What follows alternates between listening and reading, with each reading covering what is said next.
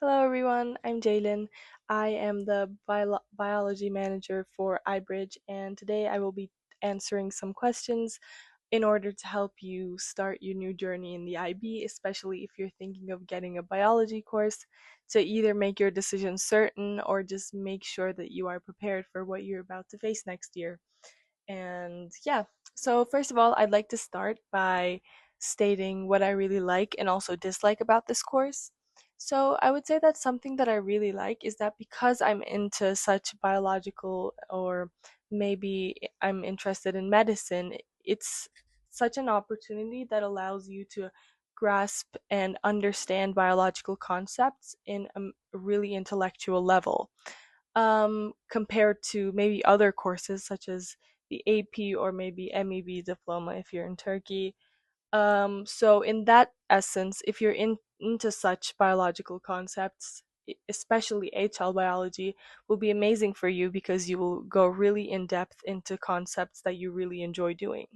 What I dislike about this course is that I'm not really into ecology, and that may not be my strong suit, but there is a lot of ecological concepts in IB biology, so maybe you could um, be aware of that before you're getting into the course if you are like me and you don't really like that aspect of biology.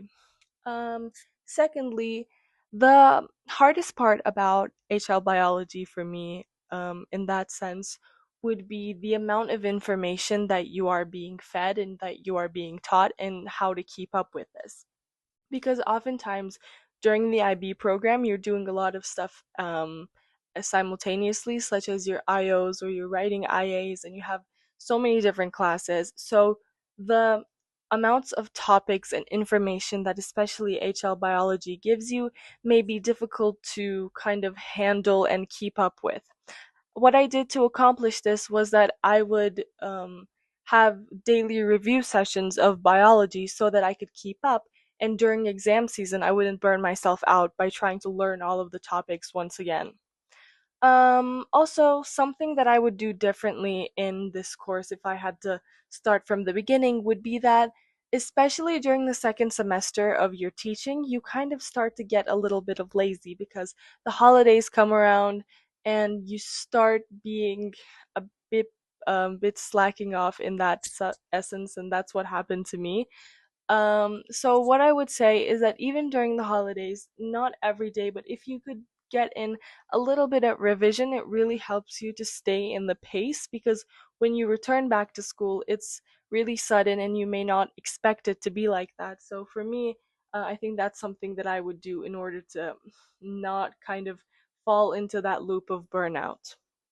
A typical week in this course probably looks like, if you're an HL student, you have 6 hours of teaching time, and if you're an SL student, you have 4 hours.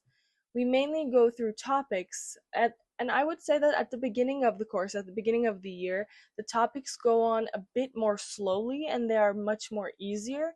But towards the end of the year, because your teachers are trying to kind of fit in as much as information possible to not leave it to DP2, they do get really fast. So for me, I had 2 hours per day, 3 days a week during a typical school week. So that's kind of how I try to manage it, by reviewing each class after it was done so that I wouldn't fall behind, especially towards the end of the course. And finally, what I would recommend for starters is that really I would prioritize pre reading before you go into class. This is something that I did that really helped me. So, any platform that your teachers provide, or maybe this platform, you could go in and read about the topics that you're going to do for the next class, so you come in prepared, because there's a lot of content and it may be difficult to understand or grasp the first time that you're listening it. I would say just read a bit about it, maybe not very detailed, but once you get into that course and you hear that information for the second time, it really helps you grasp the topic much better. So that is it for today. Thank you so much for listening, and don't forget to use iBridge as your main resource next year. Bye!